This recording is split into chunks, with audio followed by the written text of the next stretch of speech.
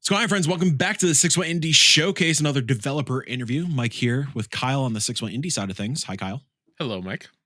Today we're with the Beauty Cult, the sickest dev name of the showcase. I'm putting that flag down. No offense to our other friends. With Zach and Don. Hello, gentlemen. How are you? Hi. Fantastic. Don't be so coy. You know your dev name is sick. Okay. So we got these hats made, and we're getting. You can see that Beauty Cult. Okay, we didn't use the full name because it wasn't really going to fit in their product template. Struggle. Yeah. But so it's kind of like an abbreviated name. Yeah. We're going to be rocking these at GDC this year. Oh, so awesome. Sick. And maybe I could get your address afterwards, and I'll. Yes, absolutely. My address is not. No, I'm not going to dox myself.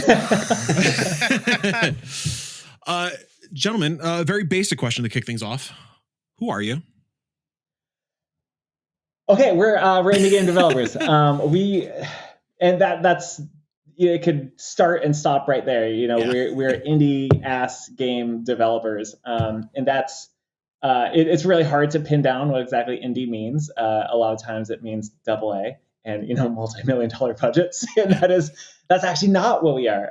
We're the other kind of indie developer, the ones that are broke, and it's great. We have kind of a different way of approaching game development and business, and it means that our tiny team of Zach and myself that are working in Engine, it doesn't take a ton of to feed us, so we kind of get by with consulting work.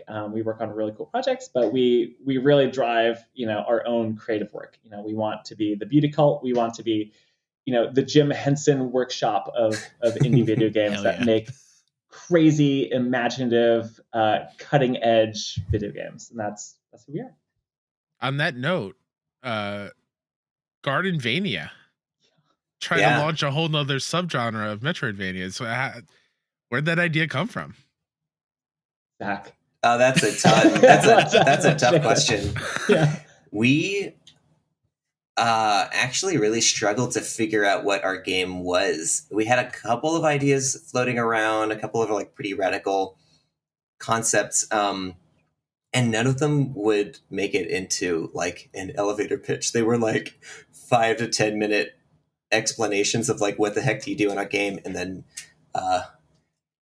iteration happened, and then we landed on you're gardening, and then you kind of explore a world, gardenvania, and then it was just it kind of clicked. So we're hoping it works. Well, we should also say the game Nectarmancer, the Beauty Cult's Nectarmancer. Probably should have said that at the top, but whatever. So what does gardenvania exactly mean in the context of Nectarmancer? You talk about some of just the moment to moment gameplay, because it is such a you look at that trailer, which is sick as all hell. That's the trailer back, what was it, Realms Deep, where it was first shown off? Mm-hmm. Saw that on the way to a doctor's visit or something. I was just in the back of an Uber on my phone watching, and that was the one trailer that entire show. I was like, what the, excuse my language, what the fuck is this? And it's just so, I'm sorry, just so aesthetically pleasing. I think that's just credit to your aesthetic and art direction, and obviously just your attitude and how you pouring everything into the game. But very curious what the moment to moment actually looks like. Imagine a Metroidvania that you already know and love, that you actually want to go re-explore the space of. Something that incentivizes you to come back. It's kind of our approach at just a game design level of incremental player power, is you can always go back to some place you've been and basically eke out a tiny advantage through your garden plots. We have all these, garden plots that are spread out through the world that feed your overall power progression. You can almost kind of see a little bit of Dead Cells or Rogue Legacy, even though it's very, very far from that. But it's all about incremental power, rewarding the player for re-exploring, going to new places, going to old places. It's cool. It's a lot to play with. You're wearing a Cult of the Lamb hoodie, which is Cult of the Lamb is also a really good reference point for us because it's mixing the cozy core with a hardcore. These are two things that I think our game really smashes together and kind of makes work, in different ways as much as possible. Yeah, we've been seeing that a lot lately, like the cozy core. Like I think like there's a segment in the showcase we have like cozy but not so cozy kind of vibes. Like we have Mirthwood that is very much just like it's Sims, you're gardening, you're doing farm lifestyle, that kind of stuff, but you're also slicing dudes' heads off. Like, have you noticed like a real uptick in that kind of subgenre, I guess? And how does it feel like working in that kind of like cozy, not cozy vibe? I feel like there's something that we tried pretty early on, which was we really wanted to make this game not very violent, with like in a very general sense, like not a very violent game. And then we kind of realized pretty early on that we needed some level of like action and combat in air quotes. So like we had to kind of infuse this level of like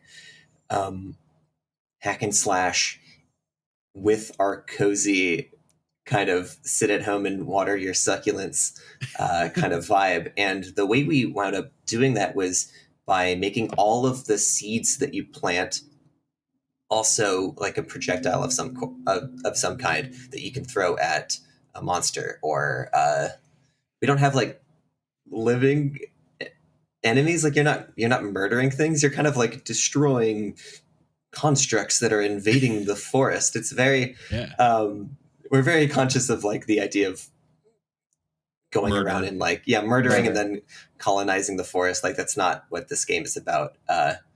And so in the process of like going around and kind of like destroying these constructs, you are using plots of soil that you see in the ground, like on the fly as you're fighting something. You could quickly plant a seed that grows into a health plant that you can grab mid-combat.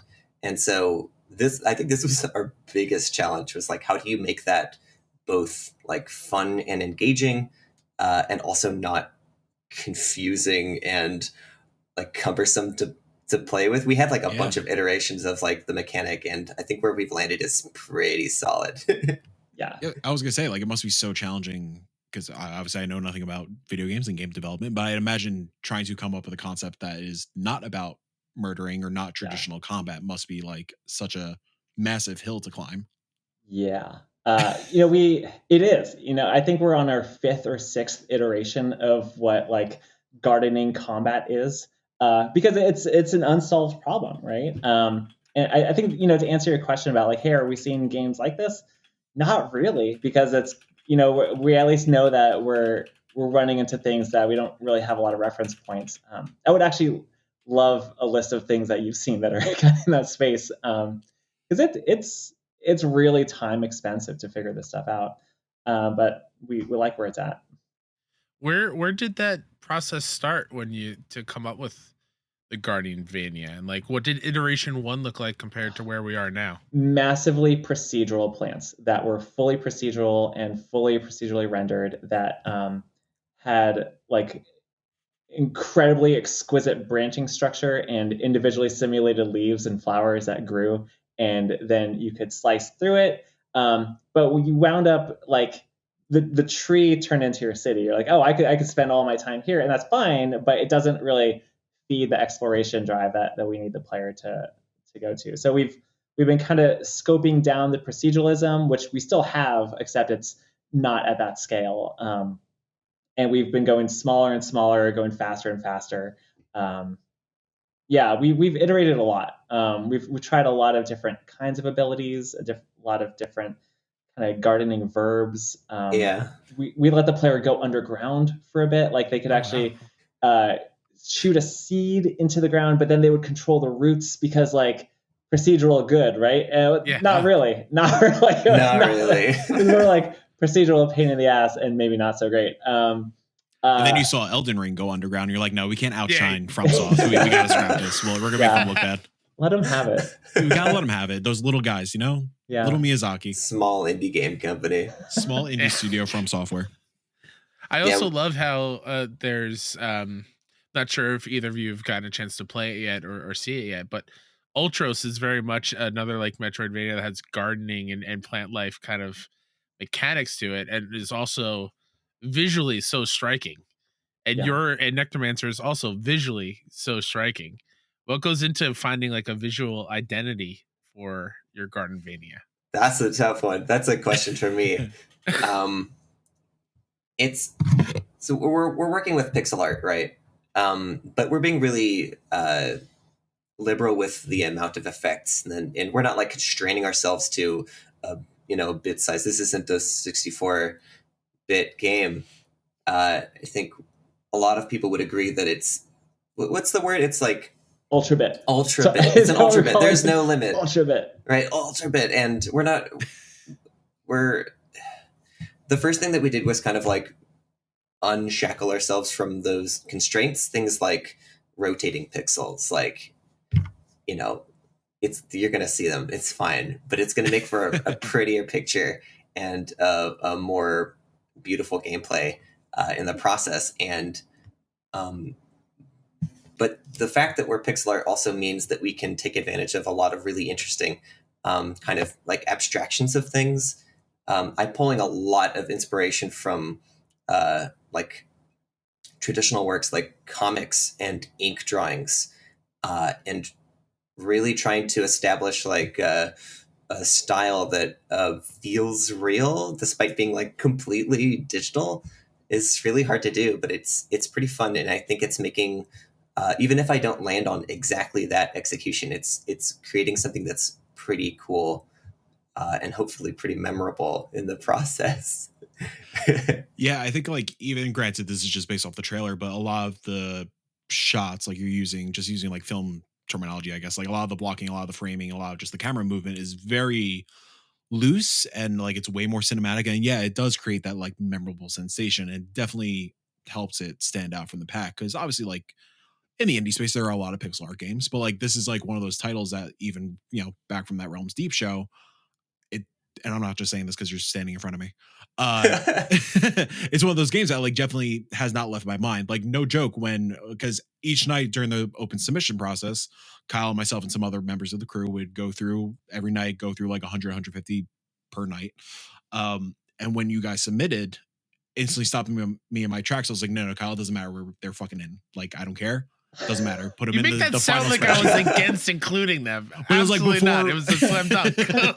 before we even like clicked on the Steam page and stuff, I was like, no, yeah. this is it. Mhm. And like, yeah, I think that a big credit set is the identity that you've found and that you continue to develop throughout this development process. Yeah. There's no question there. I was just complimenting you. Yeah. Back to art. Like we build it around gameplay. Like we start with like a strong visual concept, or we start with a gameplay concept, and like things tend to collide in like a very messy way. And because we're a tiny 2-person team, like that's fine. We don't need like layers and layers of planning. We can kind of figure it out as we go. We know what's important to us and what's important to the game. And I think we're hitting a level of like gameplay and art fusion that to me is very exciting. It's pretty cool. Yeah, I think I have a story to share on that, because something that we carried over from our last game, Black Future, was smoke effects, like real-time smoke effects simulation in like a 2D pixel art game is you don't really see too often, and when you do, it's like really, really well done, right? So we really wanted to nail that, and we had this weapon in Black Future. I don't know if I should like go into like what that game was. It was a roguelike, super violent. Please plug it away. It was a total different departure from what we're doing now, which was like cozy, explorative, calm, and reflective. And Black Future was just 18 minutes of nonstop violence and explosions.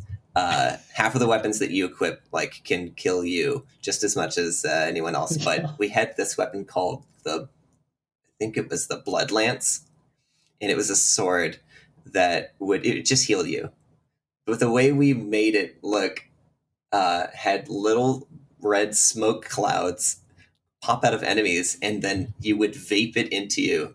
And I always called it the blood vape. Blood vape. And just the So idea sick. of like vaping blood back into your body to heal your organs just seemed so cool. That's so sick. So Fast forward a few years talking about planting and not any violent stuff. yeah. That's not to say that we won't like explore the idea of a plant that like eats monsters to get bigger or whatever. What is it? The blood trap or something. Listen, favorite film of all time, Little Shop of Horrors. I appreciate that. Yeah. Digging into Black Future a little bit, like I did a quick research to creep in a little bit. I noticed that it's a different dev name, different, like you were tied to a publisher, all that good stuff. Was Black Future your guys' first game, or did you have like another developer before that? Like, I'm curious what the history, like the road to Nectarmancer looks like. Zach and I met making Black Future. Black Future was, you're right, different developer name. Made that game as Super Scary Snakes. Great name. Yeah, very serious. Very serious. And it was cool. I think, looking back at everything, after it launched, and I knew these things before it even launched, like, okay, there are certain realities that held this game back. One of them was that like it was set up as a sole proprietorship where I'm stuck as like the only one in engine. I have to touch every single part of the game all the time. Anything that's in the game had to like go through this guy, which is like, that's maybe a cool way to make it if it's like 2012. But when you're competing against like Dead Cells and Hades, like you have to be able to scale your team. So kind of post Black Future, we're like, all right, that was cool. Maybe it didn't work as well as we wanted it to. So we're like, all right, what do we do? So we reincorporated as a co-op, a worker owner co-op, even though it's just, a tiny number of people here. People actually owning the company and owning the outcomes, I think is really the only way to make sure everybody is incentivized in the same direction. Yeah. Especially with where we're at nowadays with layoffs and I mean, even like at the time of recording this morning, PlayStation put out their 900 big 900. I do appreciate that structure quite a bit, and like obviously that's not like it's common, but it's definitely more, for lack of a better term, believable in the indie space, or more possible in the indie space, which is why we do what we do. Yeah, I think that's a good way of looking at it, for sure. Yeah. Question about going from, oh my god, I just blanked on your previous game. Super Scary Black Snakes. Future. Going from Super Scary Snakes, Black Future to Nectarmancer, going from the violent, shooty action game. How do you come up with like farming sim stuff? Because that is so on the other side of the spectrum. I can imagine it probably takes a long process to kind of understand how to do that stuff. Well, Kyle. So during the time, listen, buddy, fairly massively depressed, and COVID is happening. A lot of very interesting things happening in American politics that don't give me a ton of hope for things. Growing a lot of plants in the backyard, and I'm also playing a lot of games with my daughter. We've clocked in like hundreds of hours in Stardew Valley. Meanwhile, I've played like a lot of Metroidvanias. I'm like, oh, okay, actually something like Stardew Valley is kind of like a very slow Metroidvania. Something like Slime Rancher is kind of like a very slow Metroidvania too. I think a lot of the origin of Nectarmancer is kind of this design thesis that like, I think these are kind of the same things. And, you could kind of pace some aspects to be faster and some to be slower. And you can kind of, make them meet in the middle and get something cohesive and slow. But it's, we still also do have the undercurrent of extreme violence in Nectarmancer, which it happens to be economic violence. And I would love for it to get to emotional violence as well. And we also have visual violence. Like there's just the level of like shit on the screen. It's nuts. It is like, I think we've exceeded anything that Black Future has done by like an order of magnitude. Yeah. So they're not too dissimilar. Definitely It's- top 3 violences, I would say. Like if we're gonna rattle off all the violences, though, I think those are top Economic, 3. Yeah. emotional, Yeah. Put those on the box. Structural, synthesizer violence, financial, dental violence. yeah, it's definitely like we're good at making they're actiony games, right? They're action, it's violence, right? There's no way to sugarcoat it, but I think it's the way that we frame it that really separates the two. The story, there was a story in Black Future, and it was the world is doomed, and you might as well go out in a blaze of glory, right? And take everyone with you, like an action hero. And then in Nectarmancer, it is very much like kind of the same. No, now that I think about it, maybe we could save people. No. Maybe we're not so nihilistic. Maybe we can help. Yeah. There's a lack of nihilism, but it's still very much like there is a system of power that needs to be challenged, and now we have a different way of doing it instead of like rocking in like Neo at the first story of that building in the first movie, right? Yeah. So yeah, I guess it really is the way you frame it that kind of paints the picture. Huh?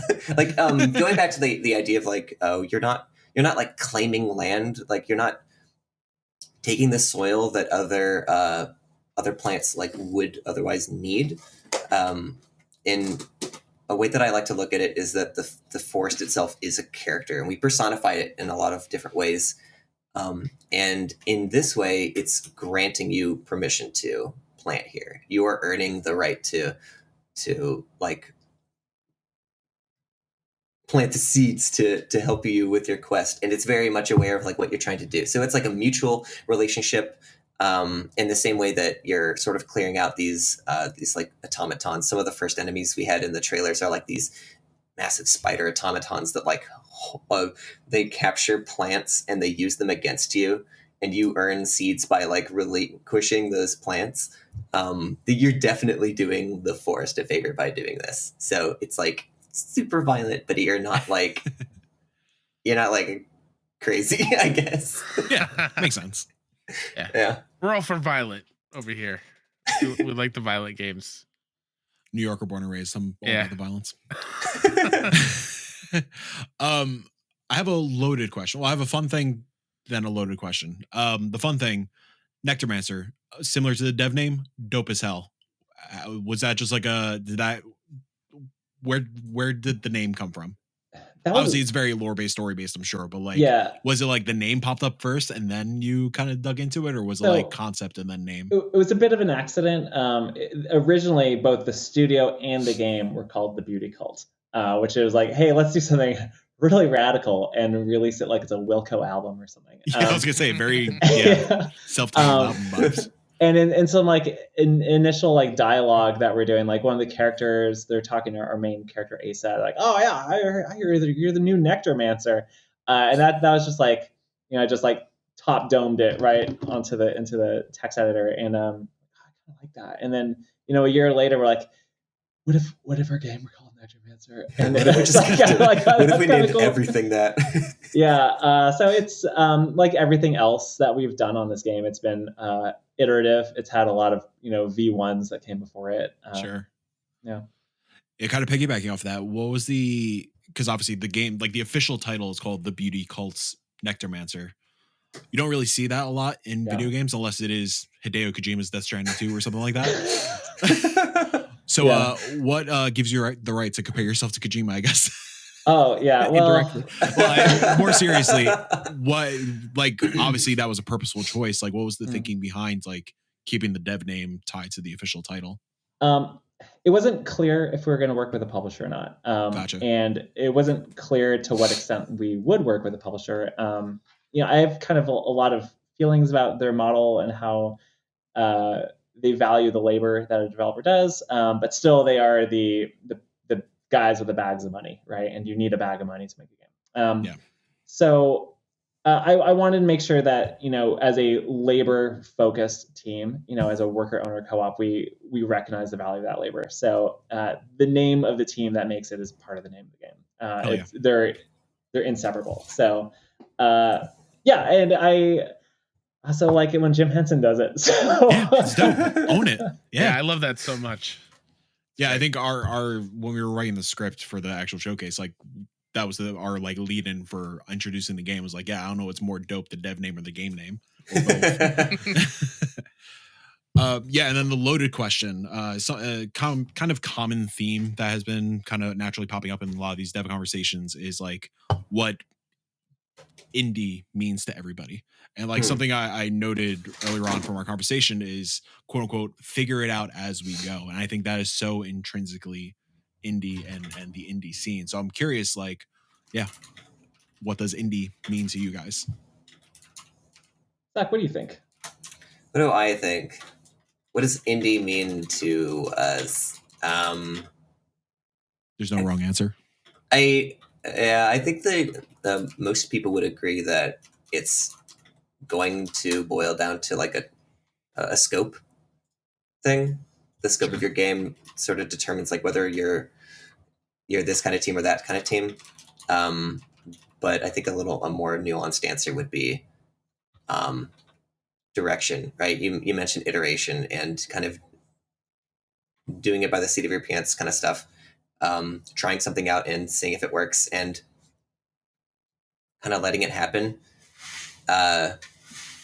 in a way that doesn't like we're not trying to make a game that we're trying to make a game that sells copies, but we're not trying to make a game to sell copies, right? We're trying to make a game because we love this game and we think it's fun and we think it looks cool.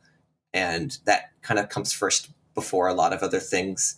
That may be a team that is definitely more focused on turning a profit for keeping the employees, fed and housed, right? They have a little more things to consider when it comes to like the genre and the look and the feel and the sound of your game. And indie is a little more punk rock in that you can kind of try something and if it doesn't, then you have one fan. You have the 3 people that bought your game, and that's a success for us. If we have one person that buys the game and was like, "Oh, this is my favorite game ever," that's good enough for me. It'll be me in this future coming soon. Yeah, you got at least two of them right here. I think it's in the name itself. Like it's your actual independence. Having worked with a publisher and having worked at like studios that had that venture capital, like they're a lot less independent. We happen to be maximally independent, though that's not actually true because we rely on other teams for contract work. So we're, I don't want to turn it into a purity test, but we could always be more pure with our independence. Always. But the cool thing is that, what you do with that independence is what matters. We get to figure it out on the fly. We don't need layers of project management and planning. We can make crazy decisions. We can skew towards like the most creative thing that we can make. And we can take a lot of risks because we're not accountable to anyone but each other. And that to me is kind of the thing I love most about it. Oh yeah. Yeah, I think that's kind of like a common theme also, like the literal independence of being able to do whatever the hell you want. And yeah, Zach, I agree. Indie is punk rock as heck. Like, I mean, it's kind of like in a similar vein, like Kyle, myself, and the rest of the team, we didn't start doing these showcases because we were trying to make a buck. Like, we could have easily charged, we said behind the scenes, we were like, imagine we charged like $8 a submission and we'd be good for like at least Christmas gifts and stuff, but that's not what it's about. We don't give a shit. The reason like this showcase opens with a skeleton with a pigeon mask is because we thought it was funny. And we're just doing this for ourselves and to just show off some really goddamn cool video games like Nectarmancer. That's what it's about. Love it. You guys are the best. So good. No, you guys are the best. No, you're the best. Come on. Cue the Spider-Man theme. We're just pointing at each other. Don, Zach, the Beauty Cult's Nectarmancer coming nebulous soon. Where could people follow along with the journey? All that good stuff. Plug away. Ooh. Not all. Twitter? Yeah, I mean, I guess. We're nominally everywhere, but we enjoy none of it. None of us do. Steam. Follow us on Steam. Yeah, Steam. That's it. You know, we want to open our Discord really soon, so Cool. follow us on Talk. Follow us on Twitter. Also on fucking Mastodon. And and eventually once we have our, you know, we can open the doors to our tiny village. You know, we can get you into our Discord. That's when I think I'm going to be a lot more, you know, socially engaged. Yeah. You know? We gotta get a Blue Sky. We gotta get a Pillow Fort. We gotta get a Tumblr. Yep. We need a MySpace. Friendster. All that good stuff. Yeah. I Get the can't soundtrack tell. up on Napster. Is Pillow Fort a real social media platform? Yeah. It was. Oh, It was. It was. Okay. It's okay. All right. What was the Square one? Foursquare? Get on Foursquare. Yeah, you can be the mayor yeah, of the wow. beauty call. Yeah, all those links that we mentioned, you can find them on sixoneindie.com/showcase. If you see the sick Nectarmancer key art, you click that guy. Everything you need to know is there. And give them a wish list. Wish list thing, very important. Ooh. Please. I like that idea. It's a good idea. I just thought of it. It's a very hot take. You should wish list games. We might steal that. We might steal that idea. Go wish list something. Kyle, call our lawyers. We need to coin this before. Got it. These ghouls take it. You know what I'm saying? Jeez. Don, Zach, thank you so much for hanging out. It's been an absolute pleasure to have you. Again, to know you a bit. So stoked that you're a part of the showcase. As a fan, very stoked to, do this thing. Thank you for having us. It's been nice. Yeah. All right. Well, we got Kyle, what's the number? We got like 20 of these interviews up on sixoneindie.com/showcase. Like whether this is the first one, in the middle, or the last one, keep on watching them. Go wishlist games. Have a good time. Play more indies. Live fit, Celsius. Amazing.